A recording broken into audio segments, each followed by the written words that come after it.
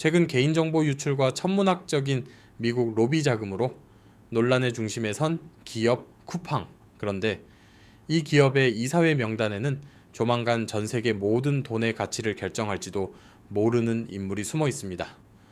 트럼프가 점찍은 차기 연준 의장 케빈 워시, 그가 꿈꾸는 미 연준의 정권 교체는 대체 무엇일까요? 워시 이사는 2006년부터 2011년까지 임기를 보냈는데 당시 36세로 연준 역사상 최연소 이사였습니다. 금융위기를 거쳤던 그는 연준을 떠난 뒤 대표적인 비판가가 됩니다. 연준이 경제의 모든 문제에 개입하려 하고 심지어 그들의 업무가 아닌 많은 일에 관여하면서 정치적 논란을 자초하고 신뢰를 무너뜨린다고 보았습니다. And you see members of Congress, and importantly, you see businesses. They now hire lobbyists to go to the central bank seeking relief. This is ahistorical. This is, in my view, dangerous. It takes the responsibility and accountability of fiscal policy and brings it to the central bank. 이어서 그는 연준의 가장 큰 문제로 미션 크리프, 즉 과도한 개입을 지목합니다. 물가와 고용이라는 본업을 넘어 기후, 다양성, 정치적 의제까지 끌어안으면서 중앙은행의 신뢰를 스스로 무너뜨렸다는 말이죠. My colleagues are well-intentioned folks, and they might even make some good judgments. Many of these things aren't their job. 워시는 연준이 물가 안정이라는 법적 직무를 소홀히 한 채 정치적 문제와 커진 역할 속에서 신뢰를 잃는 상황이라고 말합니다. 그럼 그가 연준 이사로 있을 때는 어땠을까요? 워시를 가볍게 볼 수 없는 이유는 그의 과거 때문입니다. 그는 2008년 금융위기 당시 베냉키 의장의 핵심 참모였습니다.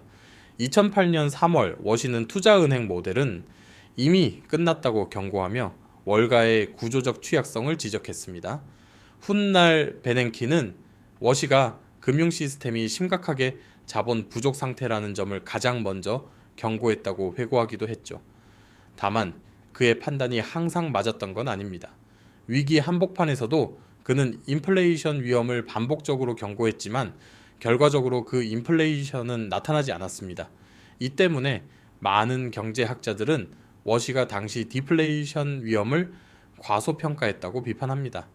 이처럼 연준 이사로서의 경험은 워시와 연준의 정책 판단이 엇갈리게 된 상황을 설명해 줍니다.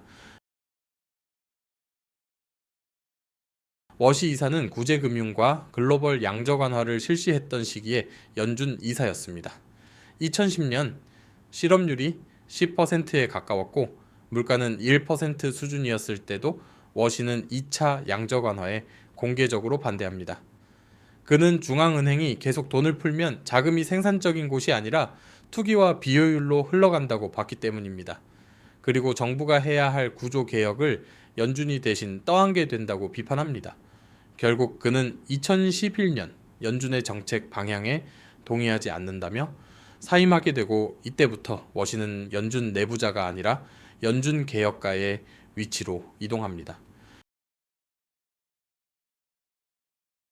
그런데 흥미로운 건 지금의 워시는 오히려 강한 금리 인하론자라는 점입니다.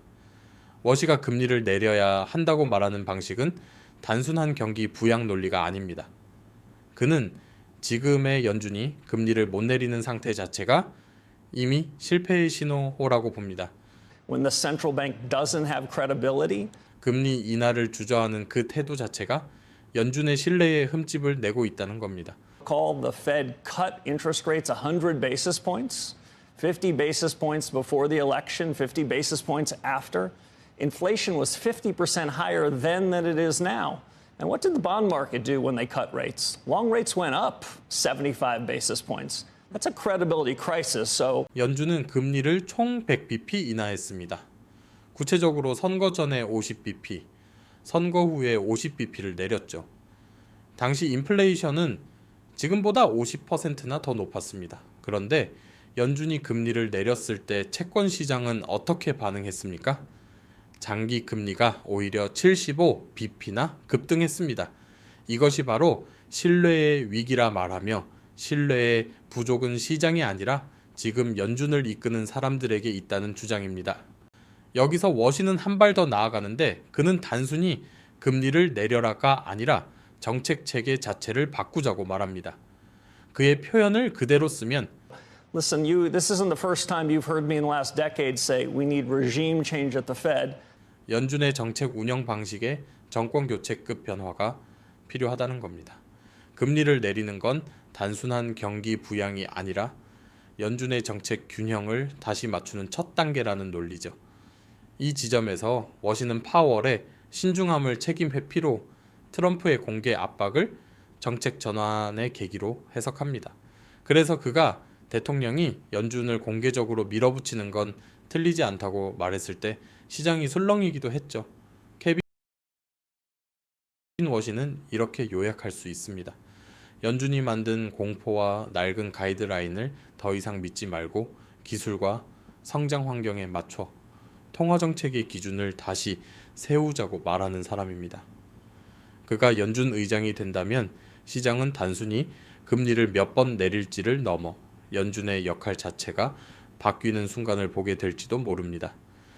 오늘의 분석이 투자에 도움이 되셨길 바라며 차기 연준 의장 후보인 케빈 해시시나 크리스토퍼 월러의 이야기가 궁금하신 분은 우측 상단을 눌러주세요.